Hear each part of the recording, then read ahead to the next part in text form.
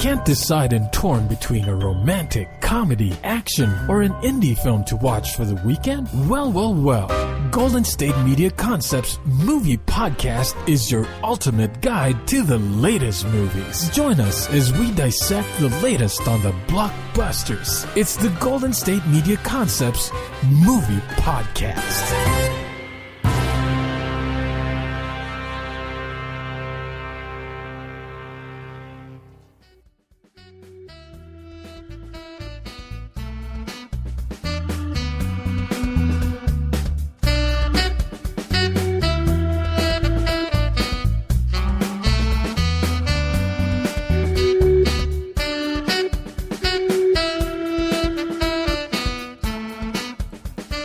Hello and welcome to the GSMC Movie Podcast, brought to you by the GSMC Podcast Network.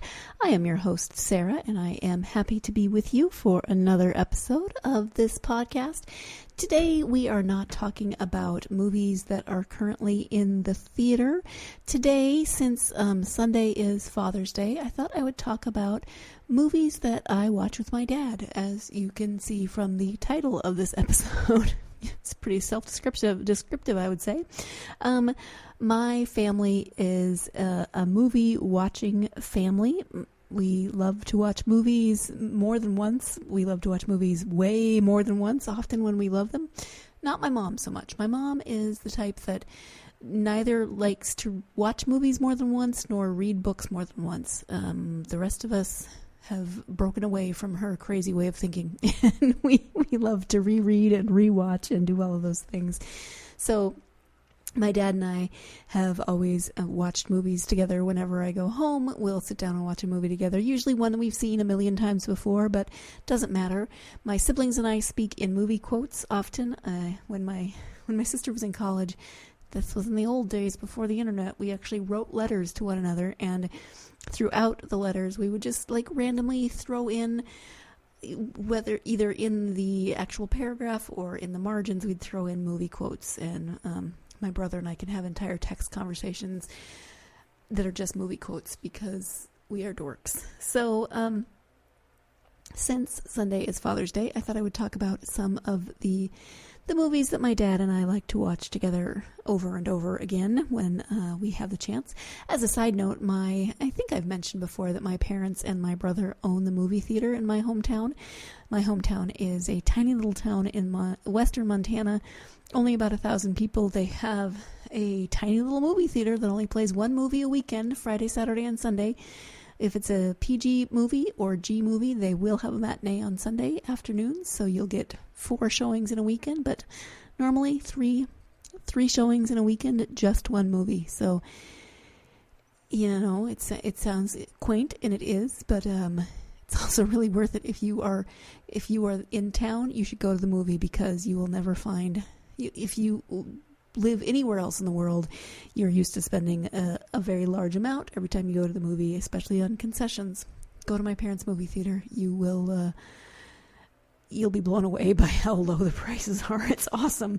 At any rate, let me just say it's $5 for adult and $4 for kids under 12 and under, and a large buttered popcorn, $2.25. The prices did go up. $2.25, $2.50, something like that. Yeah, for a large buttered. Crazy talk. At any rate, movies that I watch with my dad. Where to start? Just the movies that we love to watch. One that came out when I was in, I don't even know, junior high school. I should look at the year, but that movie is Willow. It stars Val Kilmer, who you may know from Top Gun. He hasn't done much lately. He was one of the Batman. He's been in a Batman movie, and as well as Warwick Davis, who has been in many of the Star Wars movies and the Harry Potter movies. He played Griphook the Goblin, as well as Professor Flitwick. He is the character of Willow, after whom the movie is named. As I said, this movie is high fantasy. It is action adventure. It did come out in 1988. I looked it up, so I was in junior high. I at least was remembering that correctly. Let's see. It is, here's the description. Oh, it's directed by Ron Howard. music composed by James Horner. Enter the world of Willow. Journey to the far corners of your imagination, to a land of myth and magic, where dream and reality live side by side, to a place that never existed, a time that never was. Into the world where a young man named Willow lives out an adventure that explodes beyond the boundaries of his own hopes and fears. I should also mention that it is not only directed by Ron Howard, but it was produced by and the story was conceived by George Lucas. So he actually came up with the story in the 70s, but then the movie was not made until 1988. At any rate, Willow is a farmer, and he's a farmer, but what he really wants to be is he wants to be the high wizard's apprentice, and so that is his goal. He wants to do magic. He is in the woods with his family one day when they find a baby who has been floating down the river. It turns out she's a very special baby who is being hunted because she is a child of prophecy who is fated to bring down the current evil leader of the world.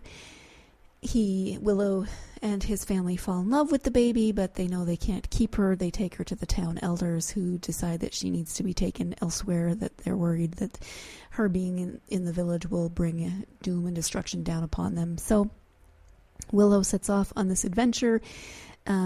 He does his best. He meets a lot of very interesting characters along the way, Val Kilmer being one of them. He is morally ambiguous at the best of times, but he's also a knight, and he helps Willow. There's action adventures. There's little tiny itty bitty people called brownies. There's a sorceress who is not human. She's supposed to be human, but she's been banished, and she goes through many interesting changes. There's an epic battle, lots of crazy creatures. This was in the days before a lot of CGI, so the special effects can be a little funky, but there's some yuck moments in terms of the epic battle and the magic, but as often happens in these stories, you've got a somewhat reluctant hero surrounded by characters who have various levels of helpfulness and willingness to help, various levels of talent, but they are facing what seems to be an impossible task. But of course, everything comes out okay in the end. It's high fantasy. There's a little bit of romance in it. There's a lot of humor. There's some darkness, and it's just it might not be the fantasy movie for everyone, but we loved it. And my dad will watch that movie at least once a year. At least. I haven't seen it. It's been a while. Clearly, I need to go home and watch this movie with my father. What else? Another high fantasy movie that is maybe a little better known than Willow. It's become kind of a cult classic, and that is The Princess Bride. Love The Princess Bride. Another really good one for quotes. My family can quote pretty much. You should never watch The Princess Bride with anyone in my family because we will quote the entire movie while we watch it. My husband was almost disowned by my family because he does not like The Princess Bride. I know, and I married him anyway. What was I thinking? It's not his cup of tea, even though it has Andre the Giant in it, and he was a huge WWE fan growing up and loved Andre the Giant. Even then, he just, it's not his cup of tea, as I said. But my family loves it. We watch it all the time. In fact, I need to do another rewatch of it. It starts out with a very young Fred Savage who is sick in bed, and he is playing a video game that will make you laugh because of, again, its graphics. This is a movie from the 80s. Again, remember, we're not talking about anything current. Young Fred Savage is sick. His grandfather comes to read him a story. He is played by the man who played Columbo. I know he has a name, but I always think of him as the man who played Columbo. His name is Peter Falk. Anyway, he plays Fred Savage's grandfather, and he comes to visit his sick grandson and says he's going to read him a book called The Princess Bride. The kid is not impressed. He's like, whatever, I'll try to stay awake. But of course gets sucked in, and as his grandfather reads, then we get to watch the movie play out, or the story play out in the form of a movie. A few details about the movie, I guess. It came out in 1987. It was originally a book. That book was written by William Goldman. He also wrote the screenplay. It was directed by Rob Reiner, and it has a really amazing cast. So Carrie Elways, Mandy Patinkin, Chris Sarandon, Christopher Guest, Wallace Shawn, Andre the Giant, as I mentioned, Fred Savage, Robin Wright, Peter Falk, Peter Cook, Mel Smith, Carol Kane, Billy Crystal. It's just got an amazing cast and so many quotable lines. So it starts out with the love story of Wesley and Buttercup. Wesley is a farm boy. He works for Buttercup. They fall in love, but he wants to pursue his fortune. So he goes off to try to make something of himself, and his ship is attacked by the dread pirate Roberts, who never takes survivors. So Buttercup is distraught because her one true love is now dead.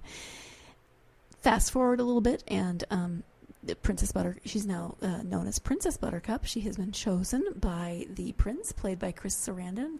Prince Humperdinck, by the way, is his name, to be his princess. But he mostly just wants her, he's not really in love with her or anything. He wants to, he has her kidnapped by the country across the sea in order to start a civil war. His life, as he says, he's swamped. He has his country's 500th anniversary to plan, his wife to murder, and Gilder to flame for it. So he really just doesn't have a lot of time on his hands. He's got all these things to do. Anyway, he has Mandy Patinkin, Wallace Shawn, and Andre the Giant's characters kidnap her, and they're supposed to kidnap her and take her and they're supposed to be starting this war. Oh my gosh, it just goes from there. It sounds so dumb when anytime you try to explain a movie like this, it always sounds so silly and dumb, but it is hilarious. So many quotable lines. Again, no CGI, so the rodents of unusual size, or ROUSs, are actually people in giant rat suits. It's not as bad as you might think, but it's also not as good as CGI maybe could have made it. If I want to engage my brother in a text conversation, I mean, I could send him a text. How are you? What are you doing? How are my nieces? Those sorts of things. But if I really want him to reply, all I have to do is send him a text that has a line from The Princess Bride. For instance, "You're in the pit of despair," or anything that Billy Crystal says. It's hilarious. If you haven't seen it, why have you not seen it? You need to have an 80s themed movie marathon and start with The Princess Bride, move on to Willow. They're both fantasy, but they are both very different, and they've got lots of quotable lines in them if that's your thing. So we are beyond time to take our first break of the podcast. Stay tuned. You're listening to the GSMC Movie Podcast, and I will be right back. Want to know the latest and hottest music hitting the airwaves? Don't be left out. Listen to the Golden State Media Concepts Music Podcast. Keith keeps you on the loop with everything you need to know from pop, rock, hip-hop, and the top 40. And we'll throw in news of your favorite artists, concert and tour dates, and so much more. Listen no further, because this is the gold standard in music podcast.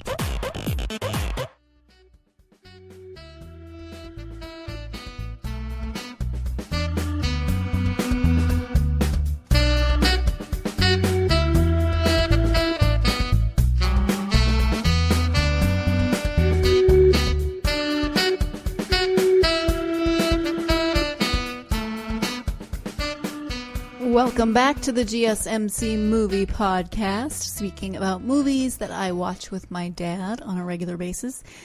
Not lately, because I haven't been home nearly as much as I would like to, but my dad still watches each of these movies at least once a year, loves them. He's not as much of the movie quoter as we are, but he knows what we're talking about because he loves to watch them, and he still laughs, and I love my dad. He's such a sweetheart. So the next movie that we often watch, and this one he does quote. There's a couple of lines from this movie that he does quote, and that is Adventures in Babysitting. Not the remake that they just did on the Disney Channel a few years ago, but the original. This is the story of, let's see how to describe it.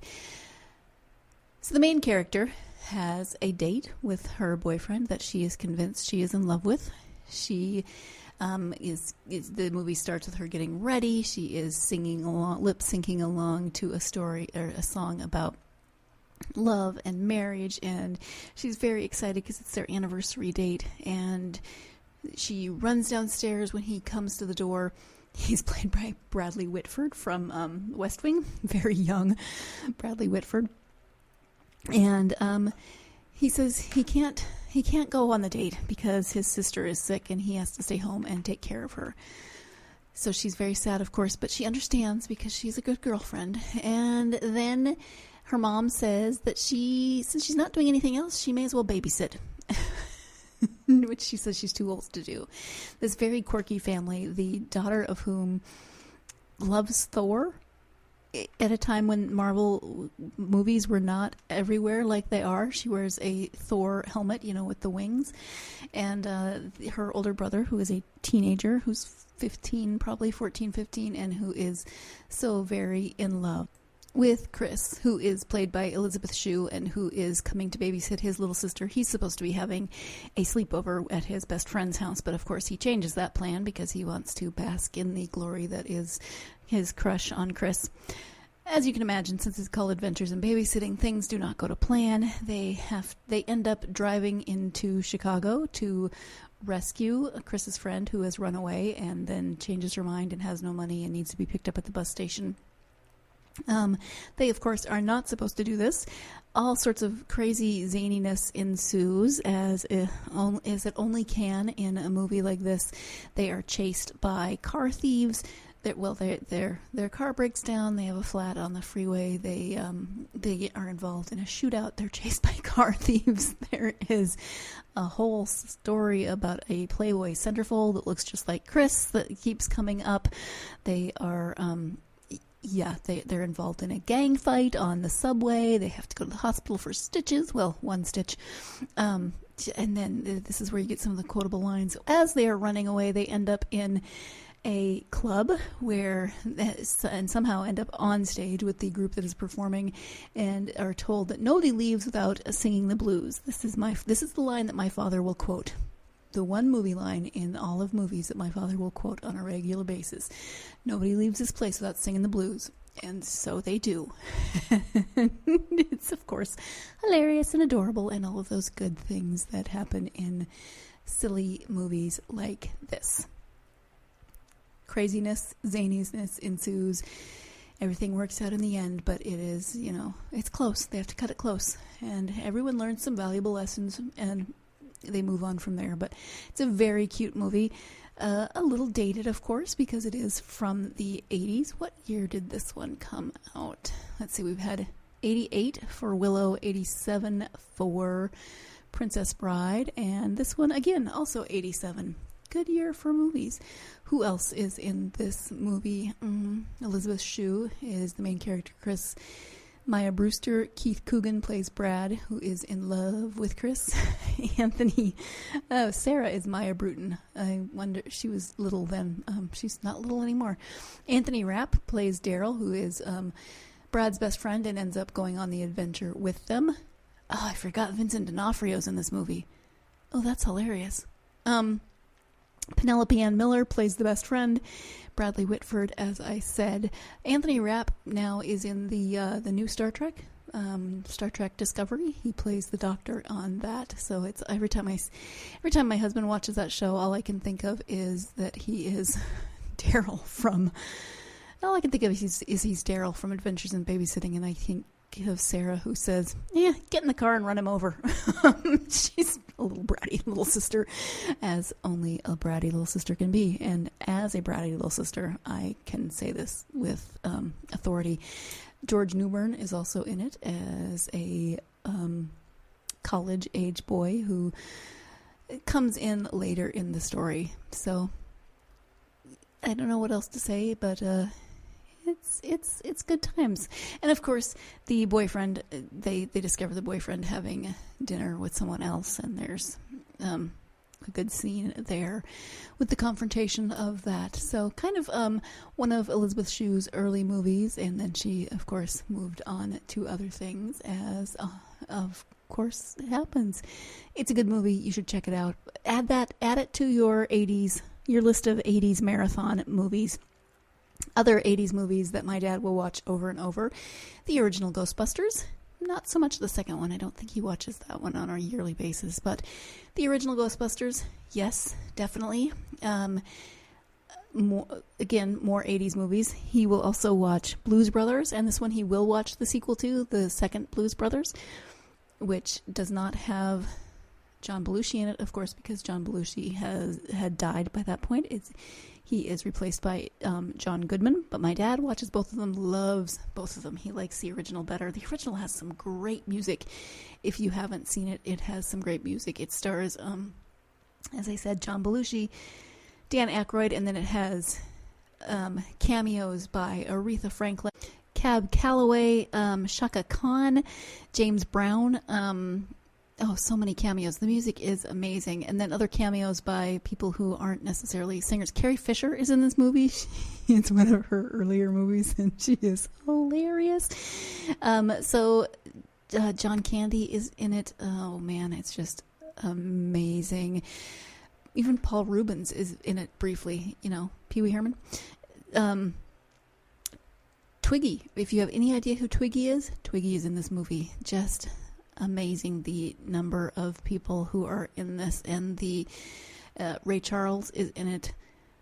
I could just keep going. Anyway, so the Blues Brothers, Dan Aykroyd and John Belushi debuted these characters on Saturday Night Live. Then it became a movie. So John Belushi's character at the beginning gets out of jail, out of Joliet. He is Joliet Jake. His brother is Elwood. Their last name is Blues.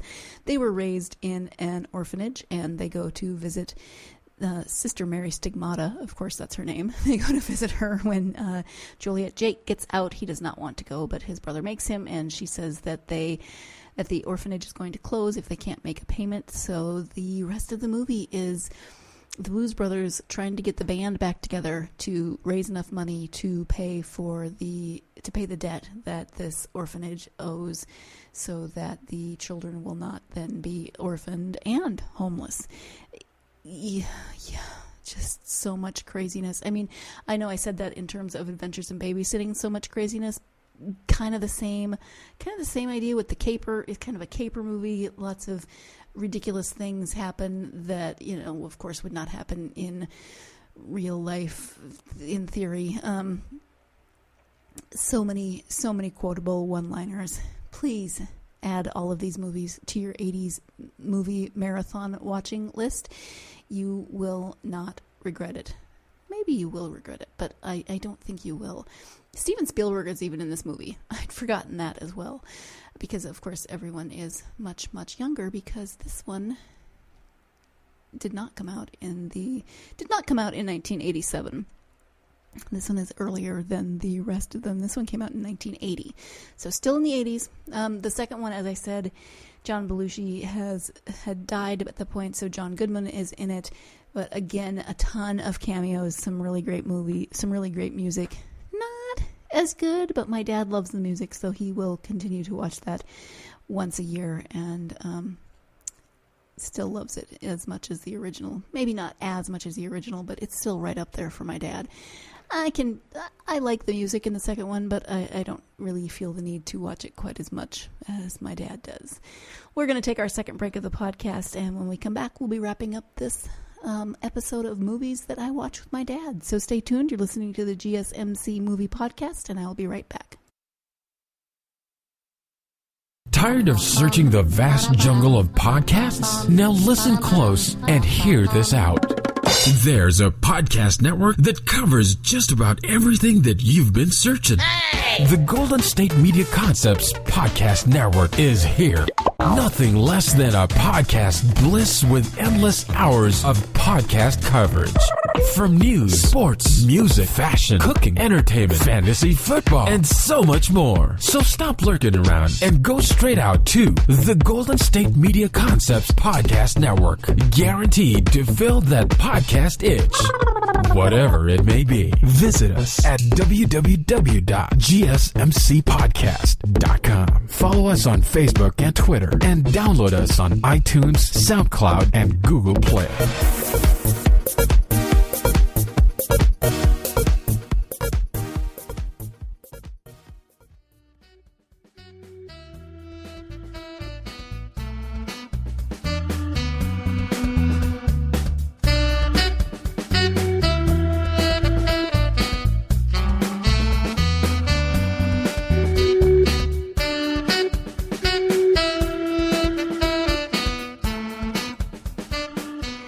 Welcome back to the GSMC Movie Podcast, this episode of movies that I watch with my dad. And the next one is one that's maybe not quite so well known, but my dad loves it. We've moved out of the 80s. This one is 1990.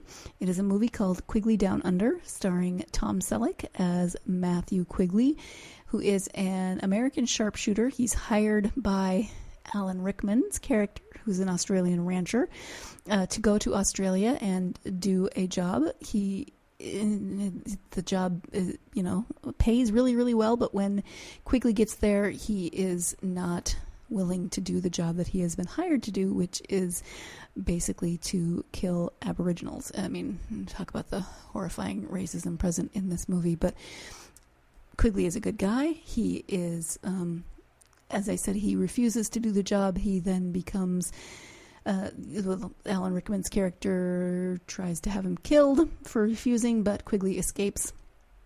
He escapes with Crazy Cora, who is a prostitute. Quigley rescues her from some of the rancher's men, and then they go on this quest. Crazy Cora is played by Laura San Giacomo. As I said, the rancher, Elliot Marston, is played by Alan Rickman. Matthew Quigley, played by Tom Selleck. This movie came out in 1990. Let's see, director Simon Windsor, writer John Hill. And this is the movie that has given my family the line, we don't know where we're going, but there's no sense in being late. It's a very strange movie, but it's got some beautiful scenery. It's got some great one-liners. It's darkly funny, and everything kind of works out in the end. There's a lot of violence. This is not your lighthearted romp or caper movie like we have been talking about. It's definitely a darker movie. So I would not say, hey, add this to your 80s movie marathon. A, because it came out in 1990. B, because it's not quite of the same ilk as the other movies that we've been talking about. But my father loves this movie. Possibly because he loves Westerns, always has. He loves Tom Selleck, always has, since Magnum P.I. And just, it's a really interesting storyline. It addresses a lot of different issues. And, I assume that this isn't a modern movie. I mean, yes, it was filmed in 1990, but it does not take place in any kind of modern time. I'm not seeing a specific year, but it's a period piece. We've got cowboys, we've got not quite hoop skirts, but you understand at any rate. So definitely check it out, especially if you like Tom Selleck, especially if you like Westerns.